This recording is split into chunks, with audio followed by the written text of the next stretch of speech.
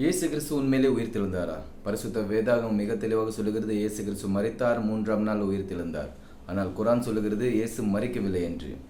மத்தேயு 27ஆம் அதிகாரம் 62 66 இந்த வசனங்களை வாசிக்கும் பொழுது அங்கே பிரதான ஆசாரியர்கள் பிலாத்துவினிடத்தில் சென்று என்ன சொல்கிறாங்கன்னா, இயேசு சொன்னார் அவர் மரித்து 3ஆம் நாள் உயிர்த்தெழுவேன் என்று. அதனால் அவர்களுடைய சீஷர்கள் கல்லறையிலிருந்து இயேசு கிறிஸ்துனுடைய உடலை எடுத்து திருட்டுக்கிட்டு என்ன சொல்லுவாங்கன்னா, இயேசு கிறிஸ்து உயிர்த்தெழுந்தவர் என்று பொய் சொல்லுவாங்க என்று சொல்லி, அதற்காக நீங்கள் எங்களுக்கு கல்லறை சுற்றி பாதுகாப்பு இட வேண்டும் என்று பிலாத்துவினோட கேட்குறாங்க.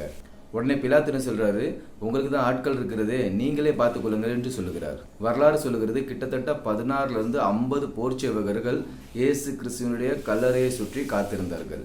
இதில் ஒரு விஷயம் மிக தெளிவாக தெரிகிறது, இயேசு கிறிஸ்து மரித்தது உண்மை, அவரை கல்லறையில் அடக்கம் செய்யப்பட்டது உண்மை. அது மட்டுமல்லாமல் அவருடைய கல்லறையை சூழ்ந்து போர் சேவகர்கள் பாதுகாத்து கொண்டிருந்தார்கள்.